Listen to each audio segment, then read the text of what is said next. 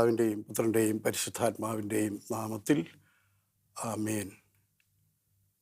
ഈശോയിൽ ഏറ്റവും സ്നേഹമുള്ളവരെ, ദൈവവചനം കേൾക്കാൻ ഒരുങ്ങുന്ന ഈ സമയം പ്രാർത്ഥനയോടെ നമുക്കായിരിക്കാം.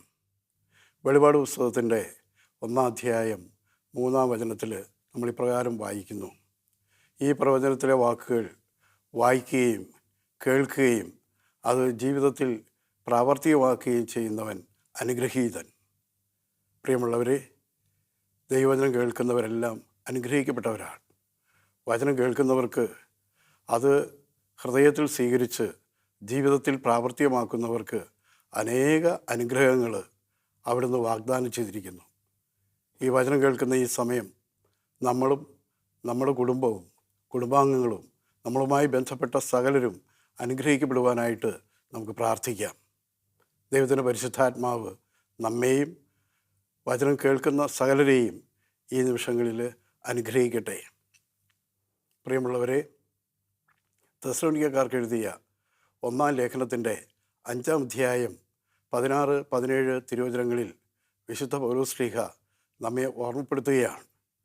ക്രിസ്തീയ ജീവിതം സന്തോഷത്തിൻ്റെ ജീവിതമാണ്. നിങ്ങളെപ്പോഴും സന്തോഷമുള്ളവരായിരിക്കുവിൻ, ഇടവിടാതെ പ്രാർത്ഥിക്കുവിൻ, എല്ലാ കാര്യങ്ങളിലും ദൈവത്തിന് നന്ദി പ്രകാശിപ്പിക്കുവിൻ. ഇതാണ് യേശുക്രിസ്തുവിൽ നിങ്ങളെ സംബന്ധിച്ച ദൈവഹിതം. നമ്മെ ഓരോരുത്തരെയും കുറിച്ചുള്ള ദൈവത്തിൻ്റെ ഇഷ്ടം ഇതാണ്. നമ്മളെപ്പോഴും സന്തോഷമുള്ളവരായിരിക്കണം, ഇടപെടാതെ പ്രാർത്ഥിക്കുന്നവരായിരിക്കണം. അതാണ് ദൈവം ആഗ്രഹിക്കുന്നത്. ഫിലിപ്പിയ ലേഖനത്തിൻ്റെ 4-ാം അധ്യായത്തിൽ 4-ാം വചനത്തിൽ അപ്പോസ്തലൻ ഇക്കാര്യം ഫിലിപ്പിയക്കാരെ ഓർമ്മപ്പെടുത്തുന്നുണ്ട്. നിങ്ങളെപ്പോഴും സന്തോഷമുള്ളവരായിരിക്കുവിൻ. ഞാൻ വീണ്ടും പറയുന്നു, നിങ്ങൾ സന്തോഷിക്കുവിൻ.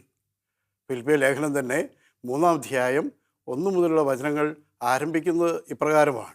ഒരേ കാര്യം തന്നെ വീണ്ടും വീണ്ടും നിങ്ങൾക്ക് എഴുതുന്നതിൽ മടുപ്പ് തോന്നുന്നില്ല.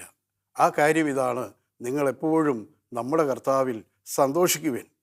പ്രിയമുള്ളവരെ, ക്രിസ്തീയ ജീവിതം സന്തോഷത്തിൻ്റെ ജീവിതമാണ്. നമ്മളെപ്പോഴും പ്രസന്നതയുള്ളവരും സന്തോഷമുള്ളവരും ജീവിതത്തിലെ ഏത് പ്രശ്നങ്ങളെയും അതിജീവിക്കാൻ യേശുക്രിസ്തുവിനോട് ചേർന്ന് നേരിടാൻ കഴിവുള്ളവരായിരിക്കണമെന്ന് അവിടുന്ന് ആഗ്രഹിക്കുന്നു.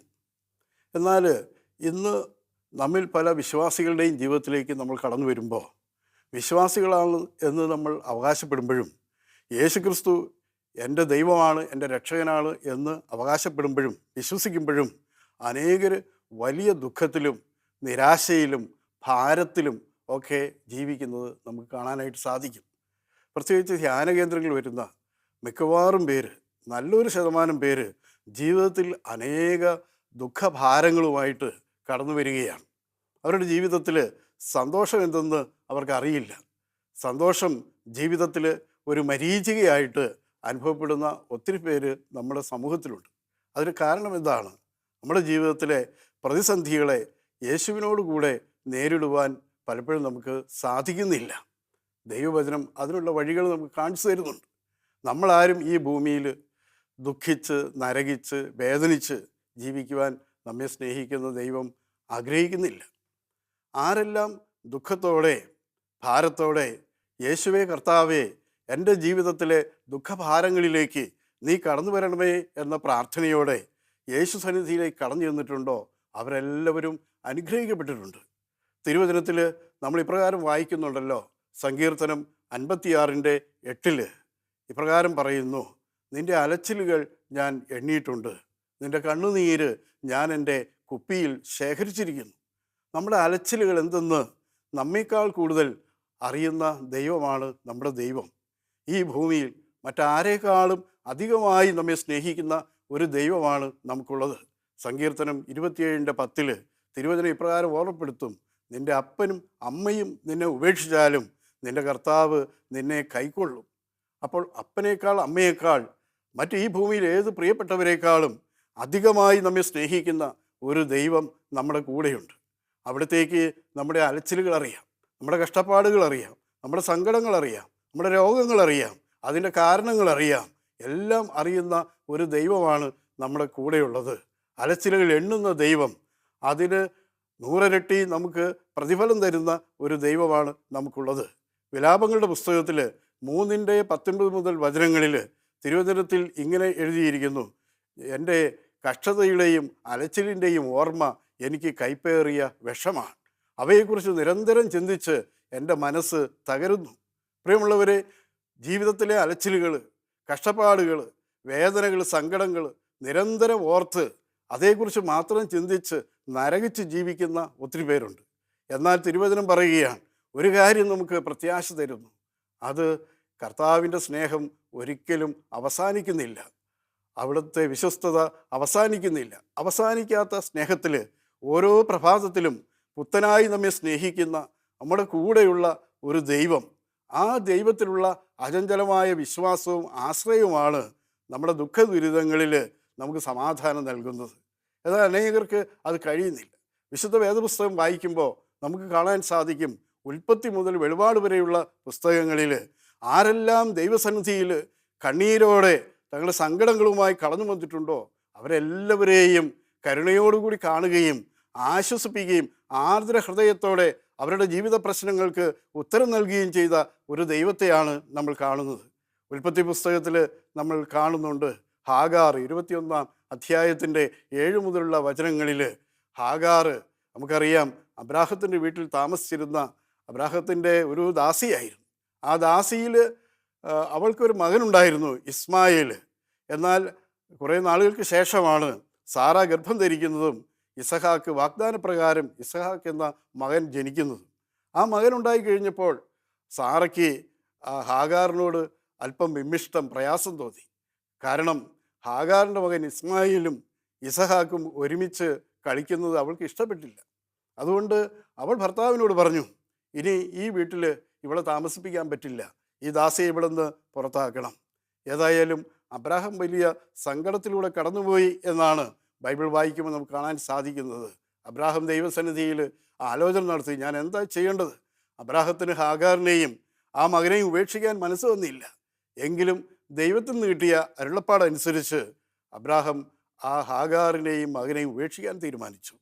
നമ്മൾ വേദപുസ്തകത്തിൽ വായിക്കുന്നു, 21-ാം അധ്യായത്തിൻ്റെ 7 മുതലുള്ള തിരുവചനങ്ങളിൽ അബ്രാഹാം ഒരു പ്രഭാതത്തിൽ കുറേ അപ്പം എടുത്ത് പാക്ക് ചെയ്ത് അത് ഹാഗാറിനെ ഏൽപ്പിച്ചു.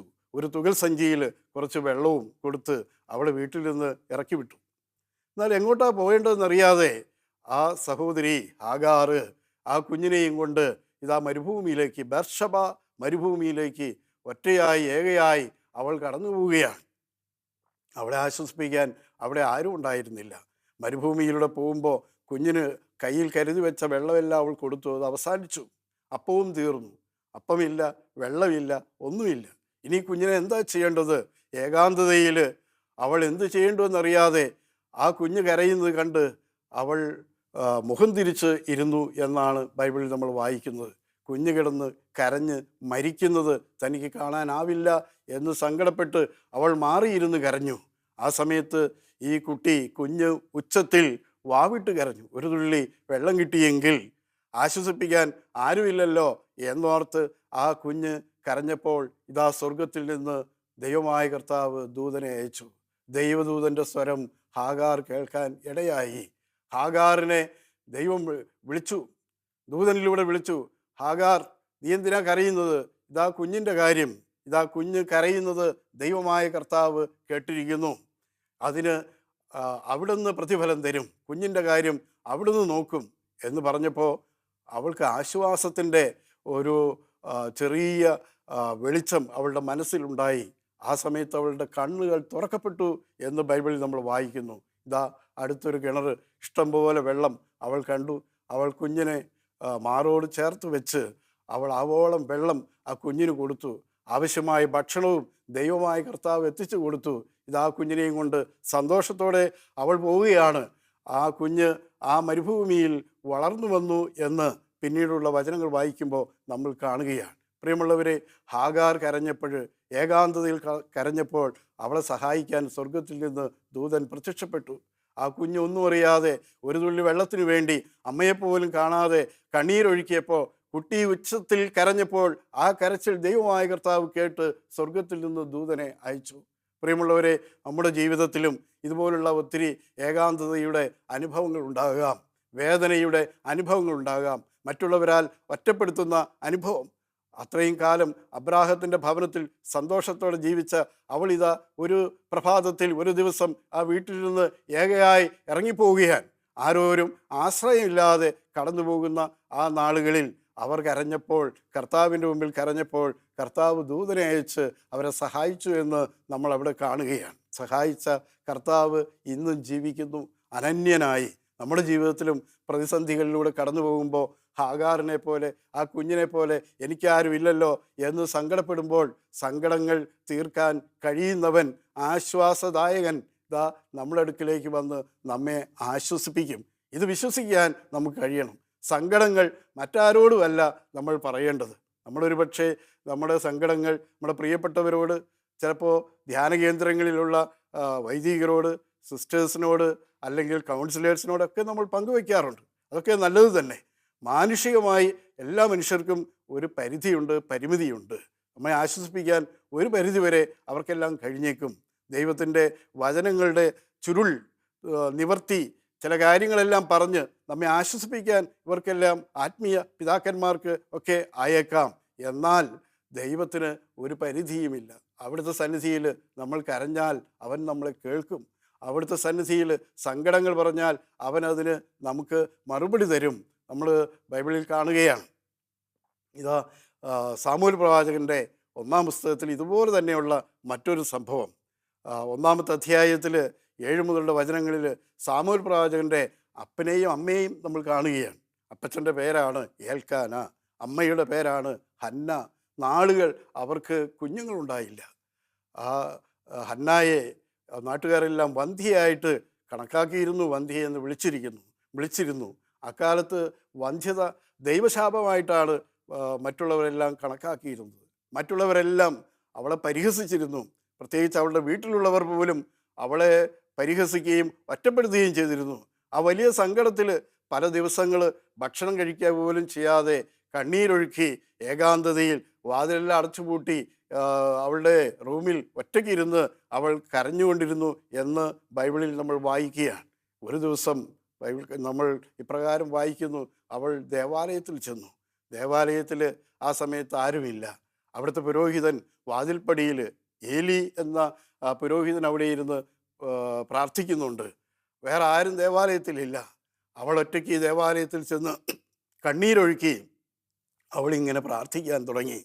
ആ സമയത്ത് തിരുവചനത്തിൽ നമ്മൾ വായിക്കുന്നു, അവളുടെ അധരങ്ങൾ ചലിച്ചുകൊണ്ടിരുന്നു, എന്നാൽ ഒരു സ്വരവും പുറത്തേക്ക് വന്നില്ല. അങ്ങനെ അവൾ പ്രാർത്ഥിച്ചുകൊണ്ടിരിക്കുന്നത് കണ്ടപ്പോൾ ഏലി അത് ശ്രദ്ധിച്ചു. ഏലി വിചാരിച്ചത് രാവിലെ എഴുന്നേറ്റ് വന്ന് മദ്യപിച്ച് എന്തൊക്കെയോ പുലഭ്യം പറഞ്ഞുകൊണ്ടിരിക്കുന്ന ഒരു സ്ത്രീയാണ് അവൾ എന്നാണ്. ഉടനെ തന്നെ ഏലി അവിടെ നിന്ന് എഴുന്നേറ്റ് അവളുടെ അടുക്കൽ ചെന്ന് അവളോട് ചോദിച്ചു, നീ എന്താ ഇവിടെ രാവിലെ വന്നിരുന്ന് മദ്യപിച്ച് ഇവിടെ വന്നിരുന്ന് എന്തൊക്കെയാ ഈ പറഞ്ഞുകൊണ്ടിരിക്കുന്നത്? അവൾ വളരെ സങ്കടത്തോടു കൂടി ഏലിയോട് ഇങ്ങനെ പറഞ്ഞു, അല്ലയോ, അങ്ങ് എന്നെ വഴിവഴച്ച ഒരു സ്ത്രീയായി, മദ്യപിക്കുന്ന ഒരു സ്ത്രീയായി ഒരിക്കലും എന്നെ കണക്കാക്കരുത്. ഞാൻ എൻ്റെ ഹൃദയവേദന അറിയുന്ന എൻ്റെ ദൈവത്തിൻ്റെ മുമ്പിൽ എൻ്റെ വേദനകൾ ഞാൻ പകരുകയായിരുന്നു. അങ്ങ് ഒരു മോശപ്പെട്ട സ്ത്രീയായി എന്നെ കണക്കാക്കരുതേ എന്ന് അവൾ ഏലി പുരോഹിതൻ്റെ അടുക്കൽ പറയുകയാണ്. ഏലിക്ക് ആ സമയത്ത് കാര്യം മനസ്സിലായി. പരിശുദ്ധാത്മാവ് ചില വെളിപ്പെടുത്തലുകൾ ആ സമയത്ത് ഏലിക്ക് കൊടുത്തു. അതുകൊണ്ട് ഏലി അവളെ ആശ്വസിപ്പിച്ചുകൊണ്ട് ഇപ്രകാരം പറഞ്ഞു, മകളെ, നിൻ്റെ പ്രാർത്ഥന ദൈവം കേട്ടിരിക്കുന്നു. ഇനി നിനക്കൊരിക്കലും കരയേണ്ടി വരികയില്ല. നീ സമാധാനത്തോടെ പോകുക. ഏലി അവളെ ആശ്വസിപ്പിച്ച് പറഞ്ഞയച്ചു. അധികം നാൾ കഴിയുന്നതിന് മുമ്പ് അവൾ ഗർഭം ധരിച്ചു. ആ പ്രവാചകനായ സാമുവലിനെ അവൾ പ്രസവിച്ചു. ആ കുഞ്ഞിനെ ദൈവത്തിന് സമർപ്പിച്ച്, ദൈവത്തിന് വേണ്ടി അവൾ സമർപ്പിച്ച് ജീവിച്ചതായിട്ട് വേദപുസ്തകത്തിൽ നമ്മൾ കാണുകയാണ്. അവൾ ഹൃദയം നൊന്ത് കണ്ണീരൊഴുക്കി ദൈവസന്നിധിയിൽ പ്രാർത്ഥിച്ചപ്പോൾ അവളുടെ സഹായത്തിന് ദൈവമായ കർത്താവ് എത്തി. Praise the Lord, hallelujah. യേശുവേ നന്ദി, യേശുവേ സ്തുതി. പ്രിയമുള്ളവരെ, നമ്മൾ കരയുകയും കണ്ണീരൊഴുക്കുകയും ചെയ്യുമ്പോൾ അതിന് നമ്മുടെ കർത്താവ് 100 ഇരട്ടി നമുക്ക് പ്രതിഫലം തരും. ഇത് പറയുമ്പോൾ എൻ്റെ ഒരു അനുഭവം കൂടി നിങ്ങളുടെ മുമ്പിൽ പങ്കുവയ്ക്കാൻ ഞാൻ ആഗ്രഹിക്കുകയാണ്. തൊണ്ണൂറ്റി 1999 ജനുവരി മാസത്തിൽ ബഹുമാനപ്പെട്ട മാത്യു ഇളങ്കലച്ചനോടൊപ്പം ഞാൻ താബോർ ആശ്രമത്തിൽ ശുശ്രൂഷയിൽ ആയിരിക്കുന്ന സമയത്ത് ഒരു ദിവസം ഒരു ധ്യാനാവസരത്തിൽ ഒരു പ്രിയപ്പെട്ട ഭാര്യയും ഭർത്താവും എൻ്റെ അടുക്കൽ പ്രാർത്ഥിക്കാനായിട്ട് വന്നു. കൗൺസിലിംഗ് നടക്കുന്ന സമയം അവർ വന്ന് ധ്യാനത്തിൽ പങ്കെടുക്കുന്ന അവരുടെ കുറേ സങ്കടങ്ങളെല്ലാം എന്നോട് പറഞ്ഞു. അവരുടെ പ്രധാനപ്പെട്ട പ്രശ്നം ഇതായിരുന്നു. അവരുടെ വിവാഹം കഴിഞ്ഞിട്ട് 4 വർഷമായി, അവർക്ക് കുട്ടികളില്ല. അങ്ങനെ വലിയ പ്രയാസത്തിലാണ്. താബോർ ആശ്രമത്തിൽ വന്ന് പ്രാർത്ഥിച്ചാൽ അനേകരെ ദൈവം അനുഗ്രഹിക്കുന്നു, കുഞ്ഞുങ്ങളുണ്ടാകും, ഈ വിശ്വാസത്തോടെയാണ് ഞങ്ങൾ വന്നിരിക്കുന്നത് എന്നൊക്കെ അവരെന്നോട് പറഞ്ഞു. അക്കൂട്ടത്തിൽ അവർ പേഴ്സണലായിട്ട് എന്നോട് ഒരു ചോദ്യം ചോദിച്ചു, ബ്രദർ വിവാഹിതനാണോ? ഞാൻ പറഞ്ഞു ഞാൻ വിവാഹിതനാണ്. അപ്പോൾ ബ്രദറിന് കുട്ടികൾ എത്രയുണ്ട്? അപ്പോൾ അന്ന് എനിക്ക് കുട്ടികളില്ല. അപ്പോൾ ഉടനെ എനിക്ക് കുട്ടികളില്ലല്ലോ. ഉടനെ അവരെന്നോട് പറഞ്ഞു, ബ്രദറിൻ്റെ വിവാഹം കഴിഞ്ഞിട്ട് എത്ര നാളായി? അന്ന് എൻ്റെ വിവാഹം കഴിഞ്ഞിട്ട് 9 വർഷമായി. ഞാൻ പറഞ്ഞു 9 വർഷമായി, കുട്ടികളില്ല. ഉടനെ അവർ എന്തോ വലിയ സങ്കടപ്പെട്ട്, ബ്രദർ ഇത്രയും വചനം പറയുന്ന ആളായിട്ടും താബോർ ആശ്രമത്തിൽ ശുശ്രൂഷ ചെയ്യുന്ന ആളായിട്ടും ബ്രദറിന് കുഞ്ഞുങ്ങളില്ല അല്ലേ? ബ്രദറിനില്ലെങ്കിൽ ഇത്രയും കാലം വചനം പറഞ്ഞ ബ്രദറിനില്ലെങ്കിൽ പിന്നെ ഞങ്ങൾക്ക് എവിടെ കിട്ടാനാ? അവർ അല്പം നിരാശയിൽ എന്നോട് സംസാരിക്കുകയാണ്. ഉടനെ ഞാൻ അവരോട് പറഞ്ഞു, നമ്മൾ ഓരോരുത്തരെയും കുറിച്ച് ദൈവത്തിന് വ്യത്യസ്ത പദ്ധതികളാണുള്ളത്.